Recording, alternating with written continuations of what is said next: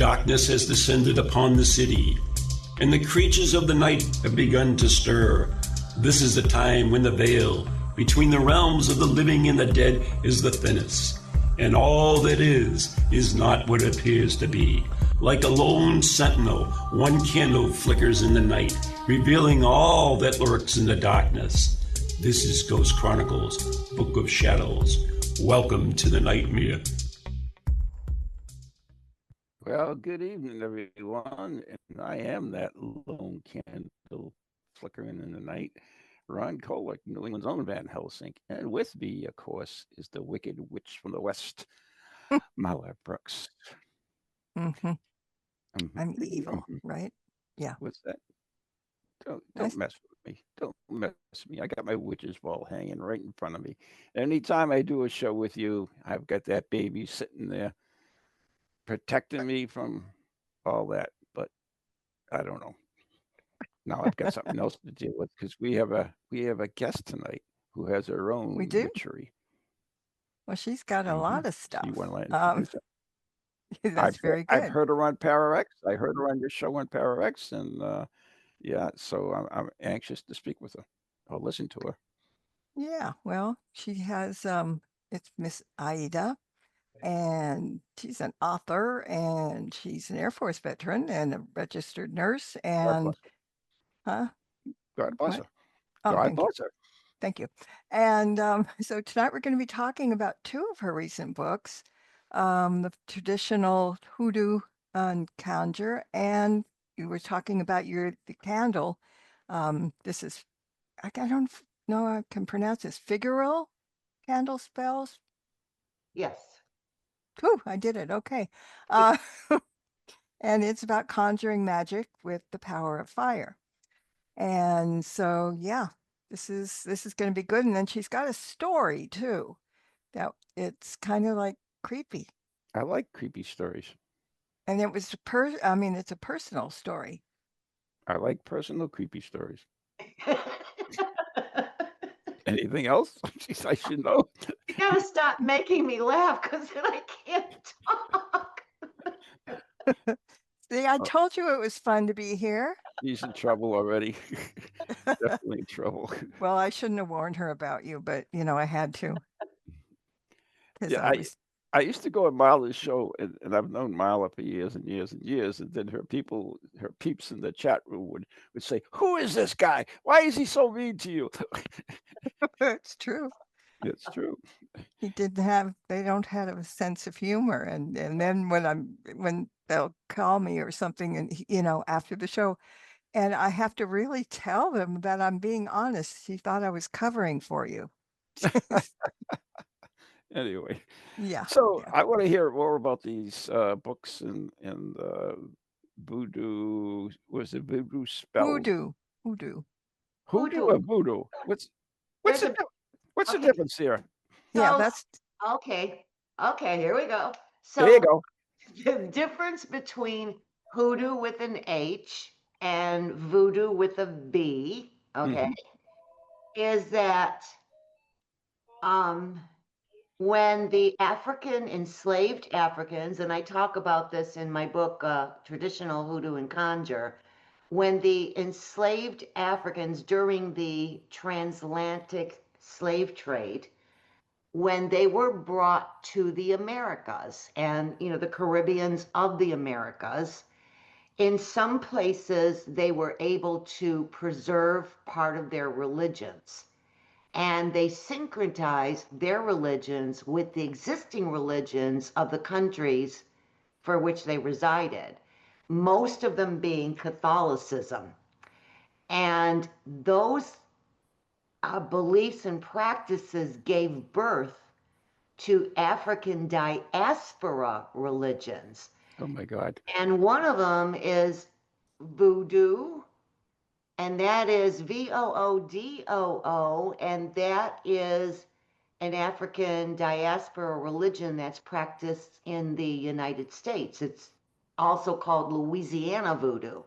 But there's Haitian voodoo, Vodou. That's practiced in Haiti. There's Cuban voodoo, Vudu. Oh, wow. Pronounced voodoo. So we've got all these different voodoos going on. They're all African diaspora religions. But when the slaves were brought here to North America, hoodoo became an African diaspora tradition, not a religion. So it's a folkloric practice. And when the Africans were brought here, they were able to preserve parts of their belief systems. But if the slaves were enslaved by Native Americans, which did happen, then their practices incorporated Native American metaphysical practices. If they were enslaved by Jewish people, their metaphysical hoodoo had the Kabbalah and all that, mysticism, Jewish mysticism incorporated. If they were enslaved by the Europeans, then you've got the European magic, the Celtic magic and that type of magic. And then they interacted with Asians, on working on the railroads. And then that had Chinese metaphysical practices incorporated into it, and so on and so forth. So hoodoo is a folkloric practice that differs from state to state in the United States. Okay. So let me ask you a quick question. Is you mentioned the different types of voodoo and they're actually spelled differently. And of Yes, course, hoodoo is actually a variation in its way too. right. Does the word voodoo itself mean anything in particular? Yes, it's derivative of the African traditional religion that was practiced in Africa of voodoo. Voodoo. Vodoun. So it's a type of voodoo designates a type of religion like Catholicism or Christianism or Yeah, no, it has Judaism. Catholicism in it. They Yeah. all. I just have a side note here because I am Catholic and everything, but So am one of I. the one of the things we always get accused of is like, oh, you steal all this stuff from the different like the pagans and this is like, yeah, but that's what all religions do, and you just made it perfectly clear when you said that is they whatever country they came in, they took whatever they had. I mean, like the Buddhists took all the Catholic saints and stuff, and there's different ones. So, you know, it's the way of religion. It's the way of assimilating into the area you are. It's really Right. simple, but people get offended by it. So, tuss tis. Oh well. All right, carry on. I'm sorry. I just always irritated me, and I always like to mention that. So But I don't understand. They're saying the Catholics stole, or they're saying, yeah, the Catholics stole everything from the pagans and yada yada well, yada. Yada. they did steal quite a bit from the pagans. Yes, they did. I don't know if the word steal or they simulated. There's a very difference. Bother. It was more of a compromise. It was more of a compromise. Like, And the idea, those but the idea, gargoyles on the churches, to protect, and then you see, these different. I wrote a book called Figural Candles, right? And conjuring magic with the power of fire. And they the Catholics stole the candle, the candles that they light in the Catholic Church, right? And the number of candles they use and so on and so forth was all stolen from the pagans. Initially, they would say, it's not it's stolen. That's the bad that's stuff, the word. it's That's negative stuff, and then they turn around and do the same thing. it's not stolen. That's the absolute what happens is it's assimilated pretty much like most inventions. If you have something you start off with like an automobile thing and it gets changed all along the way, it's not that it was stolen from the original position, it was simulated into newer and nicer stuff. It's all it is. But people like to make this I don't know why they like to make everything negative when Well, it's no, a well. it does bother me with the candles. I mean, some of the stuff, most of the stuff, you're right, is assimilated. But Mhm. I get a little, and I'm Catholic, okay, but I get a little bit angry, way back when, not now, but way back when the Catholic Church is saying all these horrible, Of horrible things course. about pagan practices and then turn around and do it themselves. Of course. But that was part of the way was to get the pagans to join their religion. Is by Oh, adopting their practices. right, right. I agree. I agree. Okay, so We got a good one on that one. You didn't expect that coming. oh, that's fine. I love it. I love it. I agree with you. I No, agree. I I can see. I mean, are you interested? Well, I think we explained the hoodoo voodoo thing, so I totally understand that. Now, I'd like to know more about. I'm not sure. You know, we can talk about both books, but I wanted to. You mentioned the candle one, which is very intriguing to me because I know candles are used very much in the paranormal as well. So I'd like to know what is your, what is the premise of the book and what is it used for and so forth. Okay, so the book Figural Candles, Conjuring Magic with the Power of Fire, I talk in great detail about how candles were developed. So I go all the way back to the Stone Oh, Age. that's great. That's I great. go all the way back to 550,000 years ago. And anyway, and then I tell everybody how they progressed, and so on and so forth. And then I talk about the spirit, the entity of fire, and it is an entity. And I open people's eyes about the spirit of fire because it is an entity. And I get people to see his good side and his downside. And then I talk in depth about fire safety. And I even interviewed a captain of a fire station, Oh, right? that's His cool. name is Robert Anglin.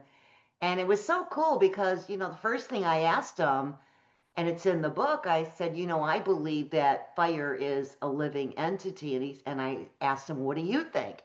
And he says, well, it eats, it breathes. And he goes on, and he says, of course it's a living being. So, then what was really cool about him, he goes on about the fire safety and so on and so forth. But he opened my eyes to something that just really intrigued me. He says, if you have poltergeist activity, don't light any candles because they'll knock the candles over and start a fire. He's such a cool guy, right? Mhm. So then I moved on and I talked about how fire and smoke and candle wax communicates with us. And then what I've done in the book, and it's the first book ever to be published on figural candles. So they're different shaped candles. You see candles of ladies and of men and women together, of pyramids, of owls, of pumpkins, and so on and so forth.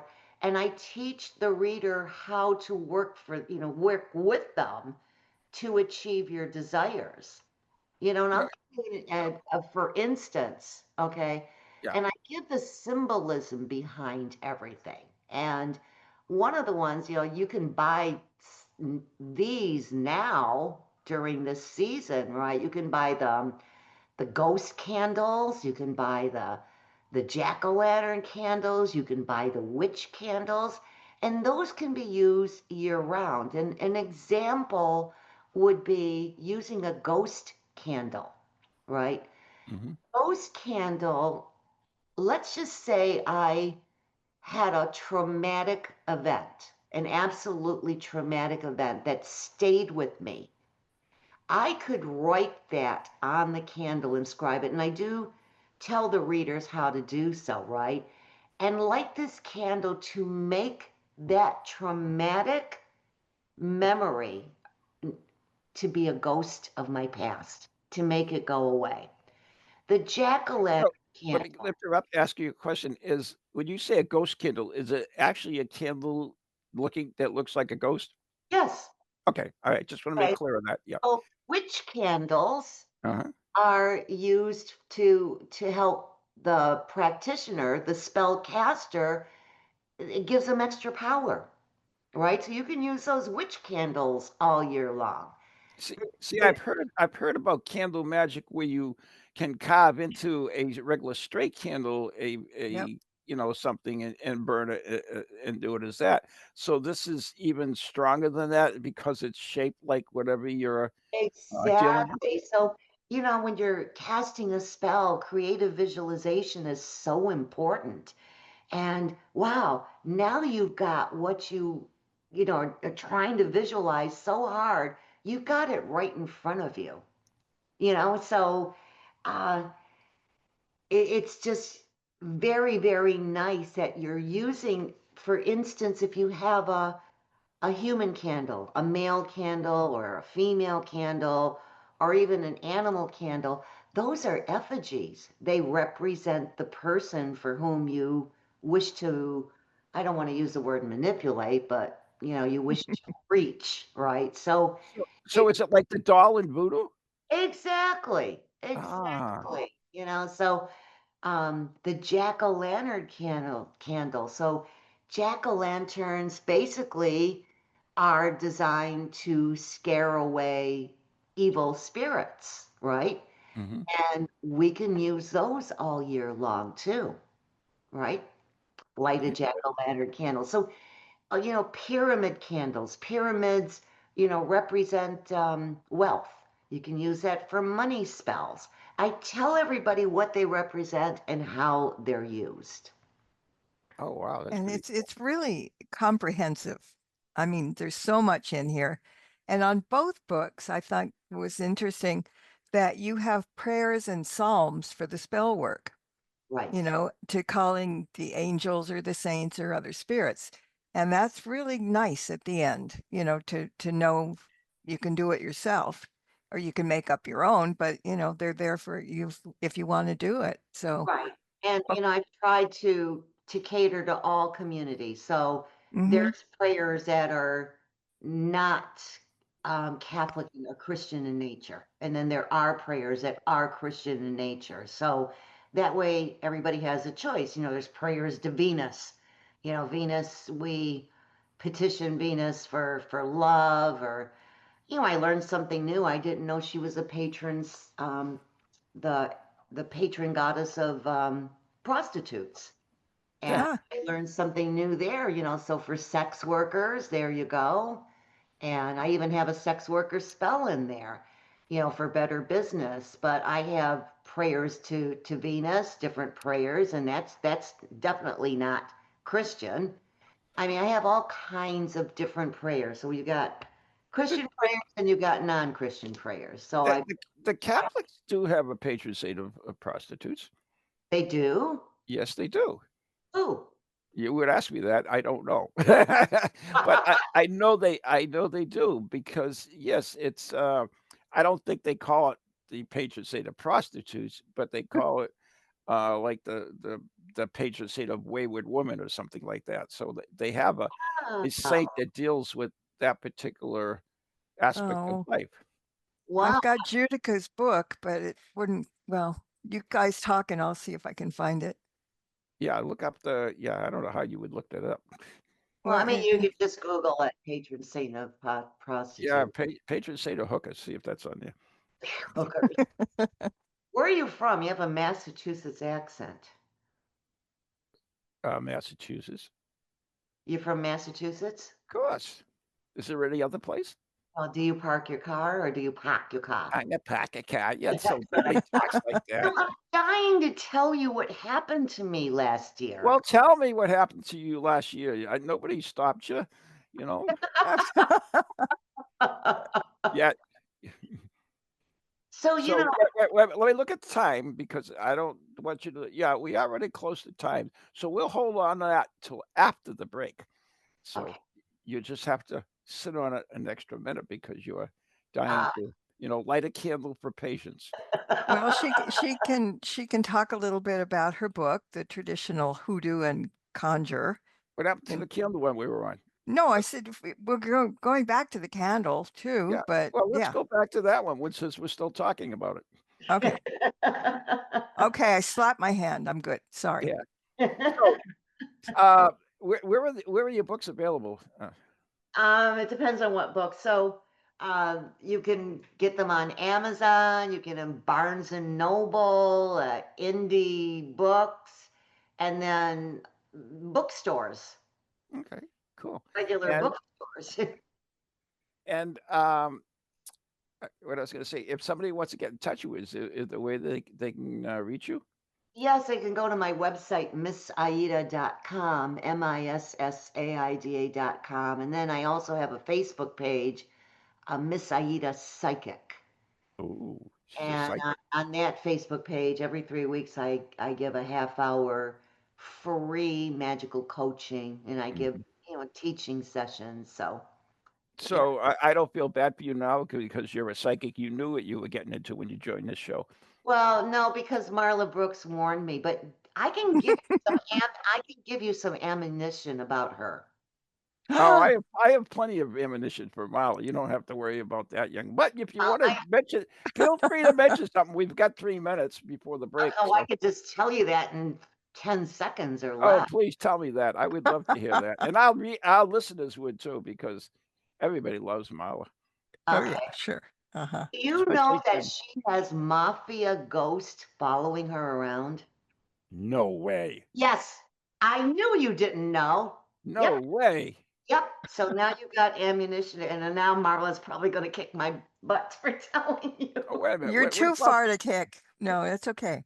What about these mafia ghosts? I mean, how did she pick them up? Do you know? Yeah, how did you pick them up?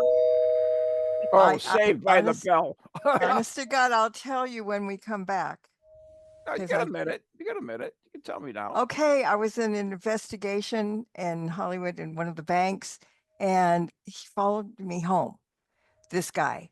And we did a Ouija board thing, and Vicky said, this guy, she said what he looked like and everything, and what his first name was. And, when he got back, all of a sudden things were happening in my house. And I checked it out the next day about what she said, and it was the mafia guy in Hollywood in the 1940s. He was the big guy. Yeah. And I had a hell of a time getting out of my house. So did you light a candle, chase him off? No. I think she likes having him around. No, it was terrible. I mean, this is really quick, but I was talking to Tim Shaw. And I said, there's something going on in the house. And he said, yeah, you do have it. And then he started to laugh. And I said, but that's not funny. He's scaring my animals and I want the hell out of here. And he says, well, he's busy in your bedroom and he's looking in your underwear drawer. Oh, that's nice. Sounds like Tim. Anyways, we do have to go. All you have to do is, get a candle shaped like a pizza and then put his name on it and he'll be gone. Anyway, you're listening to Ghost Chronicles Book of Shadow right here on TogiNet, PowerX, and all good podcast platforms where podcasts go to die. I am Ron Kolick. She is Marla Brooks. That's who it is. Special guest is Miss. Say it. Come on, say it. Aida. Whatever. Anyways, we'll be right back here on TogiNet.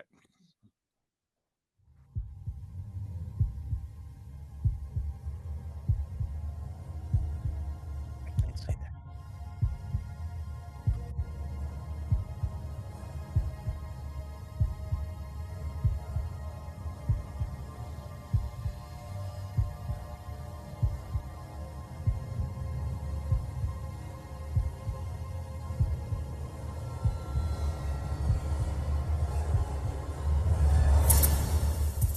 Do you have a paranormal event, book, or something else you want people to know about? Then why not advertise it on Ghost Chronicles Radio? With over 150,000 downloads a month, get your message out to an audience that's interested in the subject. We have a plan at a cost that fits your needs. For more information, contact Ron Kolick at anyghostproject@comcast.net or call 978-455-6678. Located in Illinois, there lies a sleepy little town where nothing is a common occurrence. You going to that party in town tonight? Heck yeah! I only turned 18 once. That is until the night of celebration. Where the hell is she? Oh no. No, no, no, Jessica!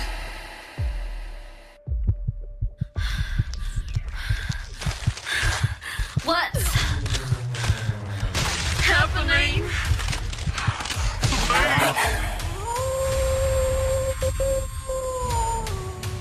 From the creators of Shadowhunters, Bite Me, comes a tale of primal terror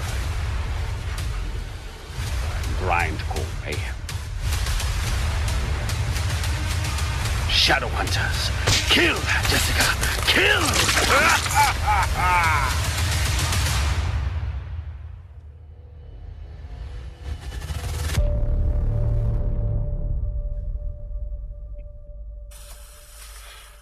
Hello, can you hear me? My name is Harry Price. I am speaking to you via the medium of the Ghost Box. Many of you will know I carried out the first live radio broadcast from Haunted House way back in 1936 for the BBC.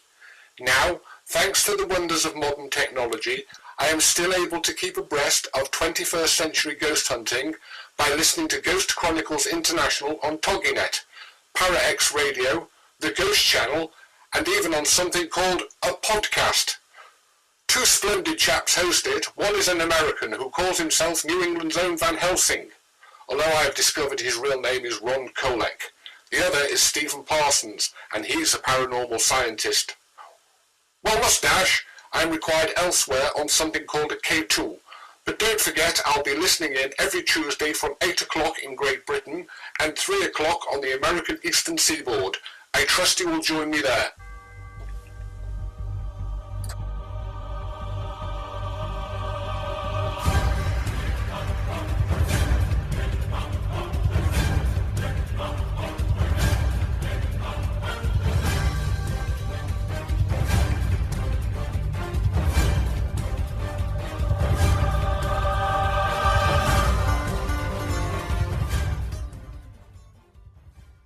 And welcome back. Ron Kolek is still here. I am Marla Brooks, and I'm still here. And more importantly, our guest is Miss Aida, and she didn't run away, I don't think. Are you here? No, I'm here. I know you can't get rid of me. Good. We don't want to. We don't. I just quickly, I looked for the prostitute saints, and there was Mary of Egypt, someone called Thais, Pelagio, Mary, the niece of Abraham, and Mary Magdalene. Yeah, I knew Mary Magdalene. Oh. Yeah, I'm surprised you didn't know that. Ha ha. No, Mary of Magdala was not a prostitute. Wait a minute, they didn't say she was a prostitute. She said she I was the patron know. saint of it. No, that's just so sad. It is. That's So not sad. the Wait a minute, true because history. they don't have somebody they can pray to? That's terrible. Well, here Interception. it says that the prostitute saints, especially Mary Magdalene, are such important figures because they can overcome sinfulness and dedicated to the life of Christianity. There you go. See, it's all good. No, I All good. disagree 100%. We don't want to get into this, but Oh boy, her we're gonna name have a fight. wasn't Mary Magdalene. It was Mary of Magdala, and she was a very wealthy woman, and she helped pay for his ministry, for Jesus' ministry. So there was another person in the Bible that was And she prostitute. had a baby with him, and now we have the Da Oh Vinci no, I Code. think they were married. I think she and Jesus were You married. know what? It doesn't really mean anything at all. Who cares? It's like, you know what? The idea was he became a man, so I'm sure, Oh you know, yeah. he took a crap like everybody else. So it's true. When you think about it, it sounds terrible, but that's the whole purpose of it, was for him to be like us, and you know, that whatever. I don't. Yeah. Let's not get into religion Well, anymore. the last thing it says here, it says they gave people hope to be forgiven and welcome into Yes. the kingdom of heaven. Yes, Okay, but exactly. we're not with Venus. It's not forgiveness. With Venus is to help the metaphysical practitioner or the client, the sex worker, to acquire more clients. It's Well, not that for works. forgiveness. I'm encouraging prostitution. Yeah, you are. That's on my show. Even worse. Yeah. This, Got to this, make show, a little. this show's going to the gutter already. So Well, that's all right. We're totally having fun, though. anyway, I want to hear about this story that she's been dying Yeah, to the tell us story. Yes. about. Yes. Okay, so as it was announced at the beginning of the show that the veil is thinnest during Samhain, during this season, Really? and we imagine the entities that are able to cross over. And I've seen a lot of entities, and a lot of times they're transparent, right? They don't look like they're flesh and blood to me, ever. I've never had an encounter like I had last year during this season. And I went to the grocery store to buy my dogs hot dogs because they have hot dogs for breakfast in the morning because, I'm their servant. Why not? And so anyway, I'm walking down the aisle towards the beginning of the aisle, and this woman had her back toward me. And she had this long, beautiful blonde hair all the way down to her butt. And the hair was so beautiful. It was noticeable. And you could tell it was well groomed, and it wasn't a wig. And I thought, wow, what beautiful hair. But she was dressed inappropriately. She had ragged jeans on. She had this type of vest on, the puffy kind. And she just wasn't dressed the way I would expect somebody with such beautiful hair. And she turned around and looked at me. Now, she didn't have a shopping cart, right? She's just standing there, kind of in my way. And she turned around and looked at me, and she was at least in her late 80s. And it was kind of weird. Her eyes were a little weird, but she was flesh and blood. So she was in my way, and I scooted around. So now I'm at the beginning of the aisle, and I turn around to go down the next aisle, right? And I'm walking very, very fast. I'm short and I'm skinny, and I'm like Speedy Gonzales. I go to the end of the aisle, and there she is standing there again in my way. And I thought, how the hell did this happen? So I got around her. She's very apparent to me. I'm not sure if anybody else saw her. I'm not sure. So I hurried and went to the next aisle and ran, all the way up to get to the cashier. And the way the little aisle that's between the cashier and the exit door, she was standing there. And I thought, this lady's creepy, but I don't know. I just thought she was just a weirdo, is what I thought. You know what I mean? Nothing metaphysical about her. So I'm at the register, and the cashier was a man, and he was like, why do you have so many hot dogs? So I'm explaining to him I got German Shepherd dogs, and they eat their hot dogs in the morning for breakfast, and they get dog food at night. And then he starts telling me all the things he does to cater to his dogs. And the conversation was long enough that when I finally said goodbye to him and pushed my shopping cart out, she was gone. I still didn't pay attention. So I'm in the parking lot, and I purposely parked far away because of the exercise. I never park close up. Me neither. I think that's a great idea. Yeah. And so there she was, just wandering in the parking lot. And I thought to myself, I'm glad to get away from this weirdo. I kept wondering what she was doing. What is she doing? What is she, she didn't buy anything. So I get in my car, and My foot is a little heavy.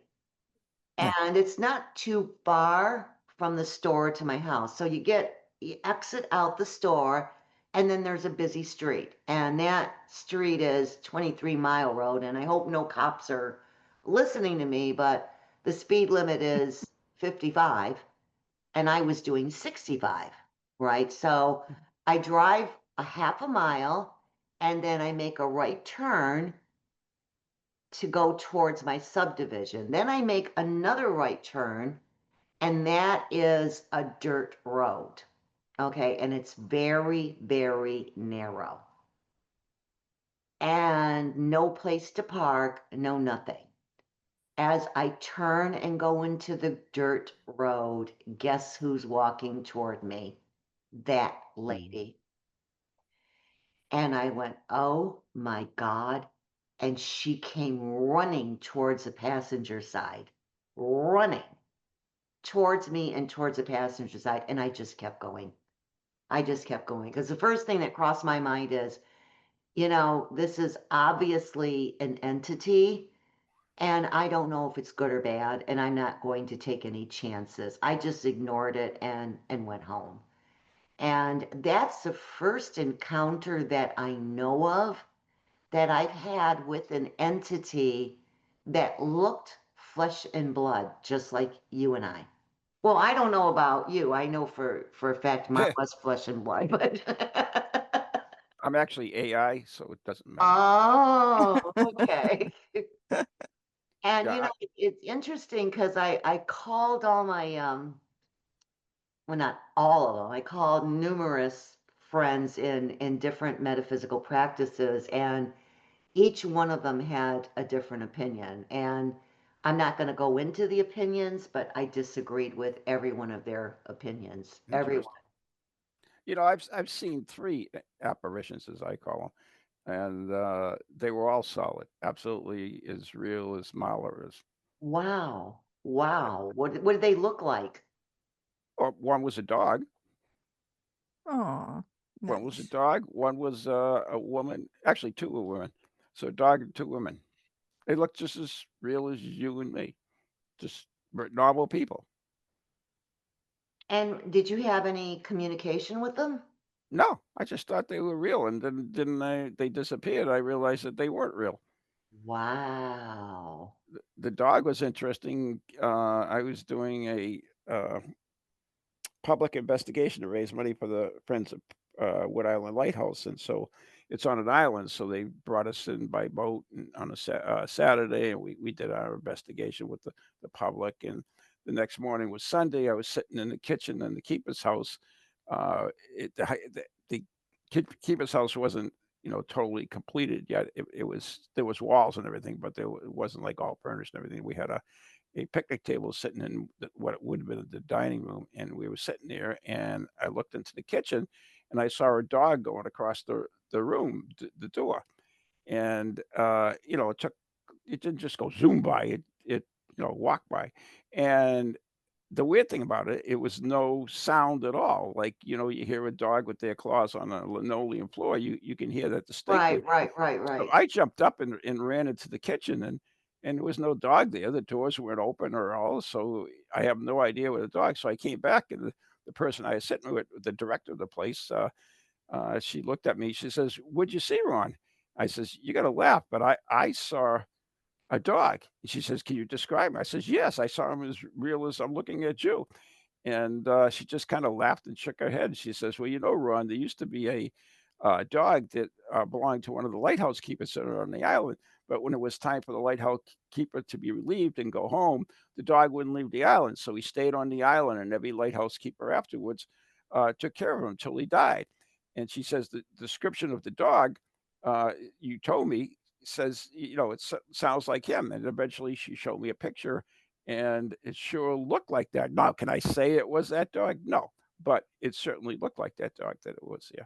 But it was Wow. real as it was really thing. And another time I was doing a ghost tour for Friends of Portsmouth Harbor Lighthouse, and we were in basically a how do you say this? It was part of a fort, so it had like a little square room with windows around the entire side. Two sides were facing the ocean, and then there was a walkway to the other side, and there was one door. So I was doing my spiel, talking to the crowd of people, and I saw through the window a woman walking towards the doors. Slowly went from window to window to window. So I stopped and waited because I didn't want to go through my spiel again, and I didn't want her to miss anything. So Yeah. I waited for her to come in and waited and waited, and finally I shouted out, "Is anybody out there?" And one of the volunteers was sitting on a rock outside and said, "Ed," and he said, "No, there's nobody out here." So it was real enough that I stopped what I was doing and watched it and waited for her, and yet it just disappeared. And the interesting part is that the fort is on the Coast Guard base as the lighthouse is, and the watchtower on the lighthouse, because they have a station there. They have infrared cameras and everything else. They've seen this woman on the fort wall many times, and when they've gone to investigate, there's been nobody there. So Who's the woman? Did you ever find out? we when I first started getting involved with them, there was an explosion on a fort in July of 4th, back in, I forget the date, and there were a lot of I think it was like 10 men and boys killed, and one of them was actually blown over to the lighthouse. And Oh, so we always talked about that. And then Jeremy, who is the lighthouse historian, did more further research. And then he came across this thing, and it talks about a woman who was on the wall of the fort. And after the explosion, all they found was a piece of her dress. They never found her. oh. So they don't know if she lived, died, or what. All they just found was a piece of her dress, and that was it. So could it be the same one? Once again, I can't tell you for sure, but it's an interesting proposition. Yeah, yeah. I Yeah. feel sorry for the dog because how do you help an animal cross over? What do You you think? know? Why does he want to cross over? Maybe he's happy there. Yeah, it could be. Could be. Maybe he's happy. I mean, a lot of people like, I'm not going to get into this whole crossover thing, but a lot of people like to move spirits from here to there, and I don't think it's, in my opinion, this is just my opinion, that's my job to do that. I think they're there for a particular reason, whatever it may be. And I used to work with a Franciscan, and I've gone on Catholic exorcism and so forth. But one of the things we always talked about, because he was very much interested in this ghost thing, and why are ghosts seen? Why are they here? And we said, well, perhaps it is they are in purgatory, which is a Catholic thing, where spirits stay to basically work out their sentence, because it's a temporal dimension. In other Right. words, time-wise, and where the eternity, life after, is forever. So maybe that's what ghosts are, and they're just like serving their time or whatever. Yeah, But we don't I've know. heard that. I've Yeah. heard that before. Yeah, That I don't know. I really don't. I mean, I don't think anybody knows, and we'll know until we die. But right. we all Right. have our own opinion, and I respect everybody's opinion. But that's what it is. Yeah. How do we ever get on this? We were Well, talking. because I wanted to ask a question to both of you. Uh-oh. Do you think anybody else saw this lady in the store or just me? Probably not. Because somebody that looked like that, people would be, oh, look at her. I mean, What state are you in? Michigan. Okay. All right. So I'm not sure what the mindset of Michigan, and if it was California, nobody would notice. Girl, crazy. I love you so much. But anyway, the thing is, maybe they did and just didn't see it. In other words, there's a thing like, how can I say this? Like, for instance, if you're interested in buying like a white Jeep, okay, you're saying, "Oh, I'd like to get a white Jeep," and all of a sudden on the road you start seeing a lot of white Jeeps, right? Yeah, yeah. And it's the question becomes then, have they always been there and you're just noticing them, or are they noticed there as a sign or something? So that's, are they are just as a sign. So it's don't know. If you sometimes, if you're not looking for something, you're not going to see it. And the big thing about that is because our brain is the way it's wired, because our sight, we don't actually see. We only get little shapes and stuff. We actually see like the borders of things and the shadows of things, and our brain comes in, and it comes in cones and rods and bounces off, and then our brain fills in the rest stuff from memory, what we know about whatever particular thing we had, and fills it in. So the vision we see is not always it's not like a photograph where it's like copied. That's why the eyewitness in a police testimony is actually the worst piece of evidence, because you can have 30 eyewitnesses with 30 different opinions of what they saw. True. Yeah. Very true. Yep. So that's my thought. But why you saw it? It could have been a meaning for you. I don't know. It could have been a warning for you, which is another thing that I don't know as well. But I mean, these are all like I'm sure, like you said, you talked to your friends, and they all came up with different ideas. So whatever one resonates with you, I think is probably the one that is true. Well, actually, none of them resonate. I don't even there have. you go. So you're still a mystery for you then. Yes, I guess that's why I'm still talking about it. No, Well, it was an interesting experience. I think, anyways. It's definitely it's one of those things that we all have phones now, and if it only had taken a picture. Yeah, or if I only had a body cam. Yeah, exactly. Yeah, body cam. Yeah, but it's my 2.2 cents is that we see yes, them all the time, but we just don't know that they're there. Like exactly. when you're watching us on TV, like the baseball thing, you look, there's 45,000 people there, and we're Mhm. watching it on TV. How do we know they're all human? You're kidding I me. think We're out we of all time. see them, we just don't know. We're out of time. That's a good point. Never thought of that. Oh, it's true, right? Until you get caught on the kissing cam. That would be funny. We've run out of time. I Uh-oh. apologize. We didn't get into half of your books. Actually, we didn't get into many of your books. Only we touched candle magic a little bit. But once again, your 2 books are Figural Candles, Conjuring Magic with the Power of Fire, and Traditional Hoodoo and Conjure, a Handbook of Spirit Spells and Root Work. Marla. We'll have to have her back in time if she hasn't been Oh, of offended too much. course. Yeah. Oh, yeah, No, anytime. And once again, if someone wants to, find out more information about you, how can they? MISSAIDA, missaida.com, and Facebook Miss Aida Psychic. And I do psychic readings and perform spell work, and my specialty is spiritual eradication. Oh, there you go. And I can So- be seen on Michigan Hell House if you have Discovery or HBO. Oh, Max. I'll have to go I'm look there. for that then. Yeah. All right, we do have to go. You've been listening to Ghost Chronicles Book of Shadows right here on TogiNet, PowerX, and where all good podcasts go to die. I am Ron Kolick. She is Maureen. No, not you, Maureen. You're Marla. Marla, too many co-hosts. Marler. Marla Brooks. Yeah. Yes, that's the one. Marla And Brooks. and we're brought to you by Circles of Wisdom, 386 Merrimack Street, Methuen, Massachusetts, the Glant Messier Family Law Group, 55 High Street, North Andover, Massachusetts. Positively Brilliant Candles on Etsy. I think that's right. Etsy, whatever it is. Anyways, Positively Brilliant Candles, Reiki infused candles by my good friend Leslie Martin. And members of Ghost Chronicles Radio on Patreon. Become a member. I think it's $3 forever, and then well, not forever, but for a month, and you can get access to all kinds of crap, and you don't have to sign up forever. So, good night, everyone. God bless, and be safe. Good night. Good night.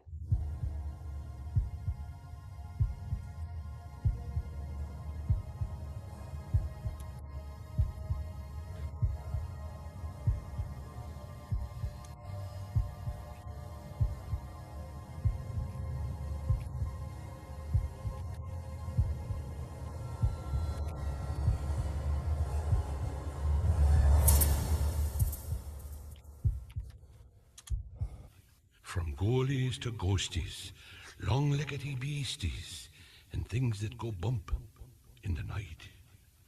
Deliver us, good Lord.